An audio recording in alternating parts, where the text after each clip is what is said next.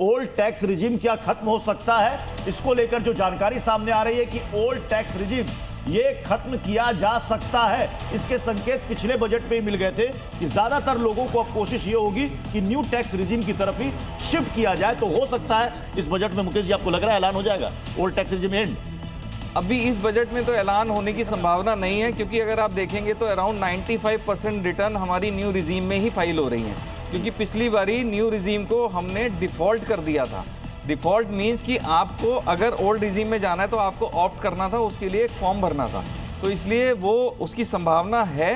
But अभी क्योंकि 5% लोगों को उसको बेनिफिट मिल रहा है। इस समय की बड़ी खबर मैं अपने दर्शकों को बता दूं, और देखिए चुनावी राज्य बंगाल और असम के लिए क्या विशेष पैकेज की घोषणा हो सकती है, क्योंकि पिछले बजट में हमने बिहार के लिए खास पैकेज देखा था। और अक्कू श्रीवास्तव, बंगाल और असम, क्या लग रहा है कुछ विशेष पैकेज, कुछ विशेष घोषणाएं आज के बजट में हमें सुनने को मिल सकती है? बिल्कुल कुछ हो सकता है, लेकिन बिहार की स्थिति दूसरी थी। वहां पर स्पेशल स्टेटस राज्य का दर्जा मांगा जा रहा था, और तय बात है आंध्र प्रदेश को जरूर एक अलग तरीके से देखा गया था। तो उस बार, पिछली बार बिहार और आंध्र प्रदेश को देने की बात थी और दिया भी गया, उनको पर्याप्त पैसा दिया गया। वहाँ चुनाव के अलावा वहाँ उनकी अब जो बाद में खास तौर से पूरे साल पैसा जो बांटने का सिलसिला हुआ, वहाँ ज़्यादा दिया गया। इसी तरीके से असम में है, तो असम में एक संभावना ज़्यादा है, और असम को लेकर के बहुत सारी चिंताएं जताती जाती रही हैं। वहाँ पर दिया जाएगा। पश्चिम बंगाल में इंडिविजुअल कोशिश पे, मतलब किसी एक वर्ग के लिए कैसे, क्या महिलाओं के लिए क्या हो सकता है, ये देखना होगा। क्योंकि चुनावी साल है, तो चुनावी साल में जिन राज्यों में चुनाव है उनके लिए क्या ऐलान हो सकता है। लेकिन मुझे लगता है कि सबसे बड़ा वर्ग है वो है मिडिल क्लास, मध्यम वर्ग, जो कि नौकरी पेशा है, आय से अपना घर चलाता है, और घर में महिलाएं घर को संभालती हैं, गृहिणी संभालती हैं।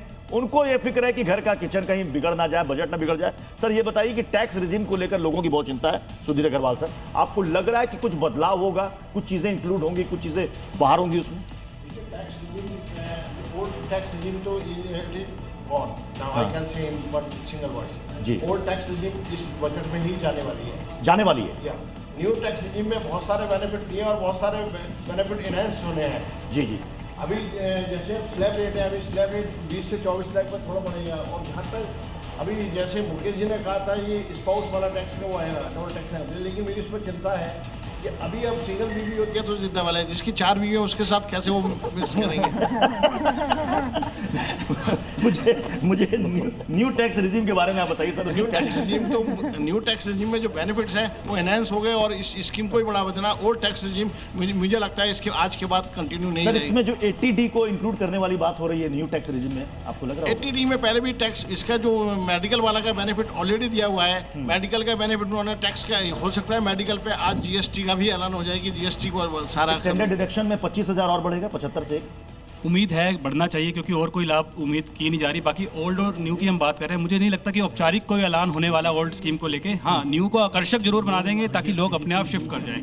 दूसरी चीज़, आपने 80D के बारे में बात की। 80D का बेनिफिट जो हेल्थ को, अगर हम एक हेल्थ और लाइफ इंश्योरेंस कराते थे, सिर्फ इंश्योरेंस डिडक्शन के लिए नहीं कराते थे, अगर ये बेनिफिट उसमें भी मिल जाएगा न्यू स्कीम में, तो उसका लाभ लोग उठा सकेंगे। सिर्फ GST कम करने से ही आकर्षित नहीं होता। सर सबसे बड़ी बात है शोभना कि लोग, सबसे बड़ी चिंता होती है सेहत की। दवाइयों में बहुत खर्च होता है, इलाजों में खर्च होता है, तो हेल्थ पॉलिसी आ गई, लोगों ने टर्म प्लान लेना शुरू किया, लेकिन उनका प्रीमियम सर बहुत तेज भाग रहा है। प्रीमियम भाग रहा है सर, GST कम हो गई उसके बावजूद, जेनरिक दवाइयाँ आ गई। जी सर, चलिए मैं एक और चिंता जो है वो मेरी है रेलवे को लेकर, क्योंकि पहले जो है रेलवे का बजट अलग पेश किया जाता था, फिर वो मर्ज हुआ, एक साथ आने लगा। बहुत सारी उसमें जिसे कहा जाए कि दिक्कतें हैं लोगों को। आप क्या कहेंगे त्रिपाठी जी, रेलवे बजट पर कितना और ज्यादा ध्यान देने की जरूरत है? देखिए, माननीय रेल मंत्री को और प्रधानमंत्री जी को, सीतारमन जी को, आज इस बजट में मैं विशेष रूप से 2-3 बातें कहना चाहूँगा। अगर उसको